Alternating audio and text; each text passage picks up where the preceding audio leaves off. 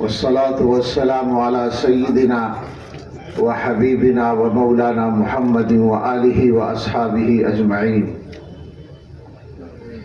اما بعد. یہ دو تجویزیں مشترک طور پر پیش کی گئی ہیں.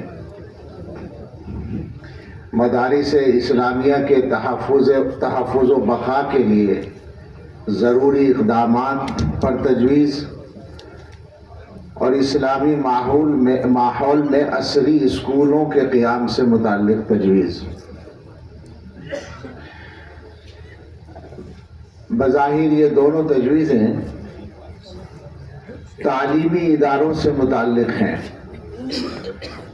اور ان میں مسلمانوں سے اور حکومت سے کچھ باتیں کی گئی ہیں. اس سلسلے میں سب سے پہلی بات اپنے مسلمان بھائیوں سے، پوری ملت اسلامیہ سے، جو جمعیت علماء ہند یا ہمارے اکابر کہنا چاہتے ہیں، میرے خیال میں اس کا خلاصہ یہ ہوگا کہ تعلیم ہر انسان کی اور ہر مسلمان کی بنیادی ضرورت ہے، اور اس ضرورت کو پورا کرنے کا معقول انتظام کرنا یہ ہماری ذمہ داری ہے.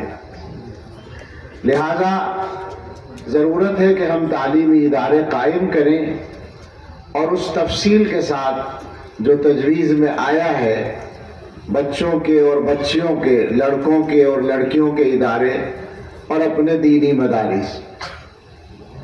لیکن جو روح ہے پوری تجویز کی اور پورے پیغام کی، وہ یہ ہے کہ مسلمان کے لیے، اور یہ بات ہم صرف مسلمانوں سے نہیں بلکہ پوری ہندوستانی برادری سے اور حکومت سے کہنا چاہتے ہیں، ان تک پہنچانا چاہتے ہیں کہ مسلمان کے لیے تعلیم اور فلاح تمام چیزیں اپنی جگہ اہمیت رکھتی ہیں، مگر ساری چیزوں سے بڑھ کر اس کے لیے ایمان اہمیت رکھتا ہے. مسلمان کو پڑھنا بھی ہے، پڑھانا بھی ہے، مسلمان کو روزگار کے لیے کام کرنا بھی ہے، مسلمان کو اپنے ملک کی خدمت بھی کرنی ہے، مگر یہ سارے کام اس طرح کرنے ہیں کہ اس کے ایمان و عقیدے پر کوئی آنچ نہ آئے اور اس کا مذہب پوری طرح محفوظ رہے، اس کو مذہب کے سلسلے میں کسی جبر کا شکار نہ بنایا جائے. لہذا ایک طرف تو مدارس کا مسئلہ ہے، ایک طرف اسکولوں کا مسئلہ ہے. یہ دو باتیں الگ الگ اپنے لوگوں سے کرنے کی ہیں. مدارس قائم کرنے ہیں تو ان کو قانون کی تمام تفصیلات کی ضرورت پوری کرتے ہوئے چلانا ہے. اس میں کوئی پریشانی نہیں ہے عام طور پر، جو بنیادی چیزیں ہیں. البتہ وہ مسئلہ ہے کہ مدارس کو متہم کیا جاتا ہے، نشانہ بنایا جاتا ہے، اس پر ہم بات کر لیتے ہیں. اسکول قائم کرنے ہیں اپنی ضرورت کے اعتبار سے، اور اس میں خاص طور سے آئین ہند میں جو تحفظات دیے گئے ہیں، جو گارنٹیاں دی گئی ہیں، جو ضمانتیں دی گئی ہیں، ان کو ملحوظ رکھتے ہوئے کام کرنا ہے. آئین کے اعتبار سے ہندوستان میں رہنے والے ہر شہری کو اپنے مذہب اور اپنی تہذیب، دو باتیں الگ الگ ہیں، مذہب کے تحفظ کا بھی پورا حق ہے اور تہذیب کو باقی رکھنے کا بھی پورا حق ہے. یہ تہذیب والی جو بات ہے وہی ہے جس کو ہم اسلامی ماحول میں تعلیم دینا کہتے ہیں. یعنی گویا ہم عصری تعلیم دیں مگر ان بچوں کی جو اسلامی تہذیب ہے، مسلمانوں کی جو تہذیب ہے، اس پر آنچ نہ آنے پائے.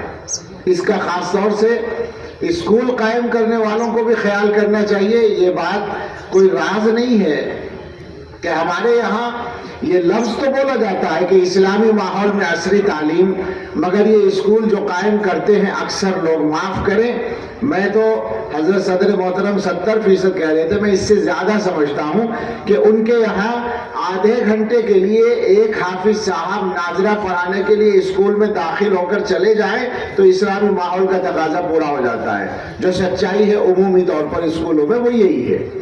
تو یہ مراد نہیں ہے، بلکہ مقصد یہ ہے کہ بچوں کا ایمان و عقیدہ بھی محفوظ رہے، اور بچوں کو جو اسلامی تربیت ہے اور اسلامی تہذیب ہے جس میں پردہ بھی شامل ہے، پردے کو معمولی نہ سمجھا جائے۔ آج کے جو مسائل ہیں اور ان میں سے بعض کا تذکرہ ایک رپورٹ میں آنے والا ہے، ان مسائل میں بہت بڑی بنیاد پردہ ہے۔ اسکول قائم کرنے والے جو ہمارے اپنے لوگ ہیں، ان کے ذہن کے اعتبار سے بھی یہ کوئی بہت اہم بات نہیں ہے پردے کا اہتمام، اس لیے ہم صراحت کے ساتھ یہ بات کہہ رہے ہیں، ورنہ تفصیل کا موقع نہیں ہے۔ اسلامی تہذیب کی جڑ ہے پردہ، بچیوں کے لیے اس کا بھی اہتمام کرتے ہوئے اپنے اسکول چلائے جائیں۔ اپنے لوگوں سے تو بہت سی باتیں تفصیل سے الگ سے ہو سکتی ہیں، مدرسوں والوں سے بھی اور اسکول قائم کرنے والوں سے بھی، لیکن کل ملا کر اس وقت جو صورتحال ہے وہ ہے جو ہماری حکومتوں کی طرف سے، یعنی صوبائی حکومتوں کی طرف سے یا مرکز کی طرف سے بھی، اور یہاں جو ماحول پیدا کیا جا رہا ہے اس ماحول کی طرف سے جو مسائل آ رہے ہیں وہ ہمارے لیے ایک مسئلہ بنے ہوئے ہیں۔ ابھی تازہ وندے ماترم کا مسئلہ چل رہا ہے، اور اس کے علاوہ بھی بہت سے اسکولوں میں عملی طور پر بچوں سے شرکیہ اعمال کرائے جانے کا سلسلہ پہلے سے جاری ہے۔ کرانے کی کوشش ہوتی ہے، کہیں وہ کامیاب ہوتے ہیں، کہیں کامیاب نہیں ہوتے، لیکن اب عام طور پر یہ ہو رہا ہے کہ لوگ دباؤ میں آ جاتے ہیں۔ ہم یہ بات کہنا چاہتے ہیں حکومت سے بھی، برادران وطن سے بھی، کہ آپ کو ہمارا ایمان کمزور کر کے یا ہمیں ایمان کے خلاف کام کرنے پر مجبور کر کے ملتا کیا ہے؟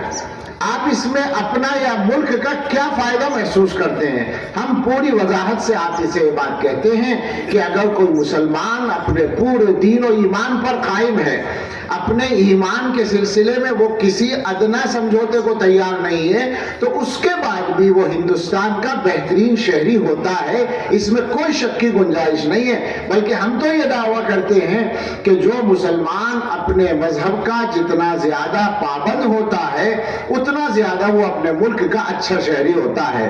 آپ کو یہ غلط فہمی ہے، اور یہ غلط فہمی کا لفظ تو ہم بول رہے ہیں، ورنہ ہمیں یہ لگتا ہے کہ آپ کا مقصد ٹھیک نہیں ہے، آپ نے نشانہ دوسرا بنا رکھا ہے۔ تو بالکل صفائی کے ساتھ دو باتیں عرض ہیں۔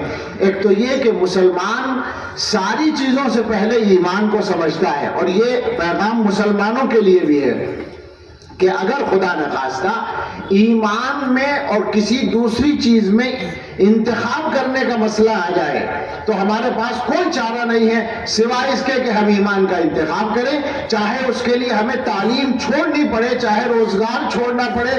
اور ہم تو سیدھی سادھی بات کہتے ہیں، کوئی دھمکی نہیں دیتے، مگر جو ہمارے یہاں متعین ہے بالکل بات، ایمان کے لیے اگر جان بھی دینی پڑے تو ایمان نمبر 1 پر ہے، جان نمبر 2 پر ہے۔ جان تو ایک ہی بار دینی پڑتی ہے، وقت سے پہلے وہ نہیں جاتی، اس کے لیے کوئی خطرہ نہیں ہوتا۔ میں نے کہیں لکھا ہوا دیکھا، حضرت علی رضی اللہ عنہ کی طرف یہ قول منسوب ہے کہ آدمی کی سب سے بڑی محافظ موت ہے، اس لیے کہ موت سے پہلے وہ مر ہی نہیں سکتا، موت سے پہلے اس کو کوئی خطرہ پیش آ ہی نہیں سکتا، وہ مقرر ہے۔ تو مسلمان کے لیے جان وان کا کوئی مسئلہ نہیں ہے، اصل مسئلہ ایمان کا ہے، ایمان کے تحفظ کا ہے۔ اور دوسری بات یہ ہے کہ ہمارا جو ملک ہے وہ سیکولر ملک ہے، اس کا ایک آئین ہے۔ اگر آپ اس کے آئین کے خلاف کام کرتے ہیں تو آپ خود مجرم بنتے ہیں۔ آپ آئین کی روح کے خلاف اگر کام کریں، کہیں کہیں ایسا ہو سکتا ہے کہ آپ کسی لفظ سے فائدہ اٹھائیں، کسی لفظی منہ شگافی سے، مگر آئین کی روح متاثر ہو رہی ہو تو بھی وہ آئین کے خلاف کام ہے۔ اس لیے ضرورت ہے کہ ہماری حکومت اور اس ملک میں جو ذہن اس وقت اقتدار پر قابض ہے یا جن کے ہاتھ میں اقتدار ہے وہ ذرا سا ملک کے مستقبل کو سامنے رکھ کر بھی اس معاملے میں فیصلہ کرنے کی کوشش کریں۔ یہ بے شک ہمیں معلوم ہے کہ یہ مسئلہ صرف ملکی نہیں ہے، مقامی نہیں ہے، یہ عالمی مسئلہ ہے۔ تعلیم کو دینی یا مذہبی مضموم یا مثبت جیسے بھی مقاصد ہیں ان کے لیے استعمال کرنا یہ ایک عالمی مسئلہ ہے اور پرانا مسئلہ ہے، لیکن ہمارا ملک عام حالات میں بہت سارے ملکوں سے مختلف ہے۔ یہاں کا توسع، یہاں کی رواداری، یہاں کا آپس کا میل جول یہ اپنی جگہ مسلم ہے، اس لیے ضرورت اس کی ہے کہ ہماری حکومت اس ماحول کو ختم کرنے کی کوشش نہ کرے، مگر اس میں بڑا کردار مسلمانوں کا ہوگا۔ وہ اپنے اداروں کو صحیح نہج پر چلانے کا تہیہ رکھیں کہ ہمیں صحیح چلانا ہے، قانون کے مطابق چلانا ہے اور اسلامی تہذیب کی حفاظت کرتے ہوئے چلانا ہے۔ جہاں تک مدارس کی بات ہے، آج کل بعض مرتبہ اپنے لوگوں کی زبانوں سے بھی ایسے الفاظ نکل جاتے ہیں جس سے کسی طرح کا شبہ پیدا ہونے کا امکان ہوتا ہے، تو ہم نے شاید وہاں بھی کہا جہاں وہ بات آئی اور اب بھی کہتے ہیں کہ ہمارے سارے مدارس کھلی کتاب ہیں۔ ہمارے مدارس کا کردار کھلی کتاب ہے۔ کھلی کتاب کا لفظ تو شاید محاورہ ہوگا، لیکن ہمارے مدرسوں کے تو دروازے کھلے ہوئے، حقیقت میں کھلے ہوئے ہیں۔ بلکہ اکثر اگر آپ جائزہ لیں گے آدھے سے زیادہ مدرسوں میں تو دروازے ہی نہیں بنے ہوئے ہیں، احاطے ہی نہیں بنے ہوئے ہیں، کھلے میدانوں میں چل رہے ہیں۔ کہنے کا مطلب یہ ہے کہ ہمارے مدرسوں کے بارے میں کوئی بات جاننا اور معلوم کرنا کہ ہمارے یہاں کیا ہوتا ہے یہ کوئی مشکل بات نہیں ہے۔ مشکل کیا ہے؟ سچی بات یہ ہے، میں تو یہ سمجھتا ہوں کہ ہماری وہ تمام تنظیمیں یا طاقتیں اچھی طرح جانتی ہیں، ان کے لوگ ہمارے درمیان رہتے ہیں اور ہمارے مدرسوں کی ہر عمارت تک وہ پہنچتے ہیں اور ان کو پتا ہے کہ ہم کیا کرتے ہیں۔ یہاں دارالعلوم دیوبند کے حضرت محتمم صاحب دامت برکاتہم بھی تشریف رکھتے ہیں، یعنی گویا ہندوستان کا جو سب سے بڑا مدرسہ ہے اس کا حال یہ ہے، ان کی موجودگی میں عرض کر رہا ہوں کہ 24 گھنٹے میں اگر کوئی آدمی دارالعلوم کے احاطے میں کسی بھی وقت داخل ہونا چاہے تو کوئی رکاوٹ نہیں، وہ احاطے میں کہیں بھی جا سکتا ہے۔ ہماری یہ صورتحال ہے، اس کو اس کے ہونے کی وجہ سے ہی حقیقت میں وہ اچھی طرح جانتے ہیں کہ ہمارا کیا کردار ہے۔ ہم ہندوستانی مسلمان مدارس کی طرف سے بھی، تمام اپنے بھائیوں کی طرف سے بھی پورے واضح طور پر یہ بات کہتے ہیں اور پہلے بھی کہہ چکے ہیں اور آئندہ بھی کہیں گے، یہ ہمارا عمل ہے، یہ ہمارا نظریہ ہے کہ ہم ملک سے غداری کرنے والوں کے ساتھ کبھی نہیں ہیں۔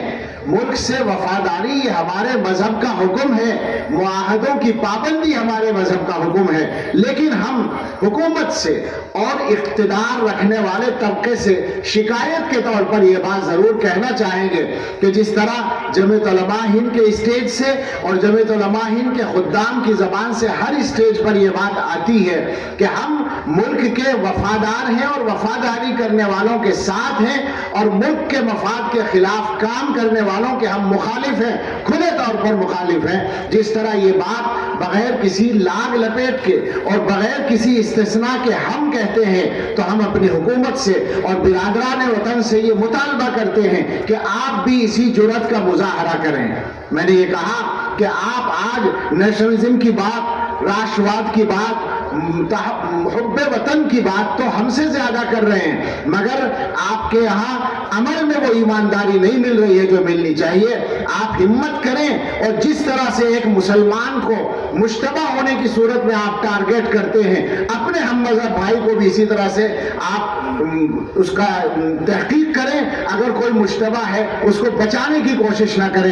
ہماری طرف سے تو اعلان ہے بالکل کہ جو غلطی کرنے والا ہے وہ خطا کار ہے، ہم اس کے ساتھ نہیں ہیں۔ آپ بھی اپنے عمل سے اور اپنے قول سے اس کو ثابت کریں تو ملک کا ماحول ٹھیک ہوگا۔